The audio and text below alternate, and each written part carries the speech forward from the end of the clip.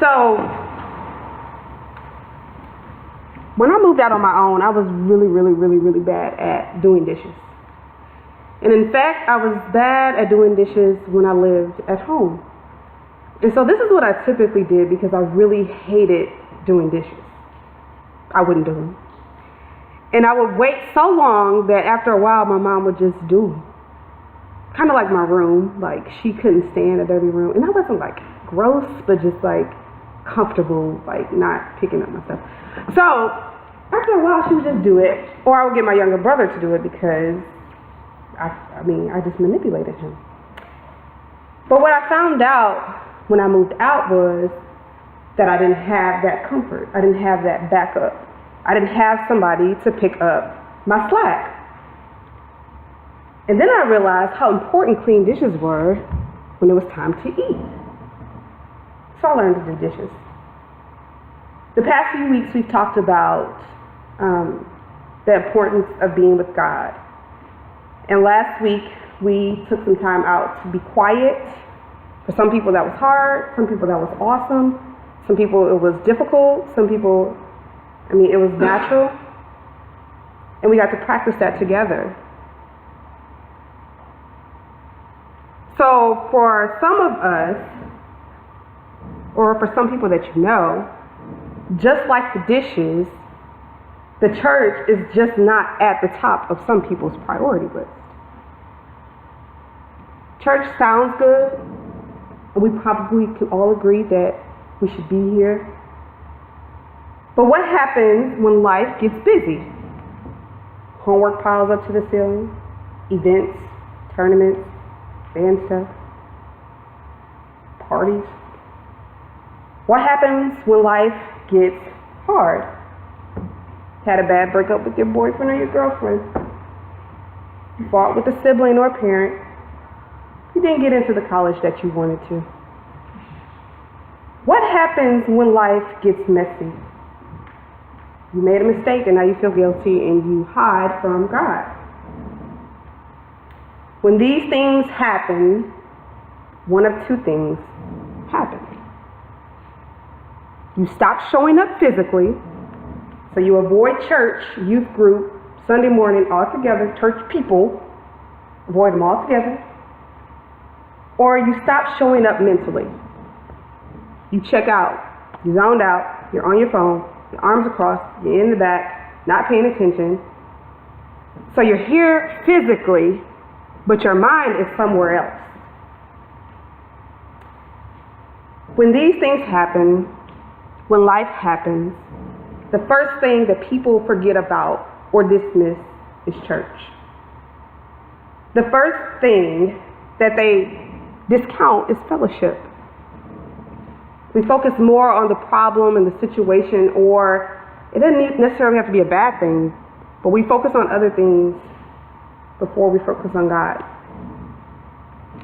And so I was thinking, like, why is that? And it's not just teenagers, it's adults. It's adults too. Why is that? And so I think it might be what we consider church, our idea of what church is. And some of us may be wondering, what's the big deal about church anyway? So some people think it's just a place, got walls, got some chairs.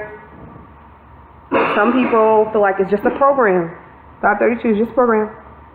We get a lesson or sermon, we got music, we get our announcements, we get games and food, and we hang out with friends. Same thing every week. That's church. And not that any of those things are bad, but Jesus talked about church in a different way. Matthew 16 and 18 says, and this is the Message version. He says, "This is the rock on which I will put together my church. A church so expansive with energy that not even the gates of hell will be able to keep it out." Jesus sees his church as something that's strong and alive, something that's vibrant, something that has lots of energy. Like, I do like when you guys are like high energy during worship sometimes, a little bit rambunctious. but I like high energy for worship. That's how worship should be. The church is not just a building or services. The church is the people, or are the people.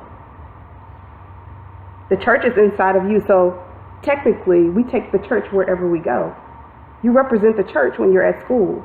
You represent the church when you sneak out. You represent the church when you sneak somebody in. We represent the church at all times. And why is being a part of the church so incredibly important? It's important for your life, for your faith, and for your relationship with Jesus. So I'm going to leave you with two things. A challenge. And you have people who attend school with you, so you have accountability partners. The challenge for you that I want to leave with today is show up to church. It's a us thing, not an I thing. It's a us thing. So be here. You're doing good just being here. But there are some people who you know need to feel God, feel church. Join in. So when somebody comes in this space, or when you come in this space, we should all feel a part. Period. And I know that we're still getting used to each other, and we're taking our time. There will be others that will come in this space that have never entered those doors. How will we represent the church? How will we represent the bride of Christ? So, do you feel like an us? I want you to think about that. Do you feel like an us? Do you feel like a part of the church? And not the building, not the walls, not the ceiling. But a part of a community.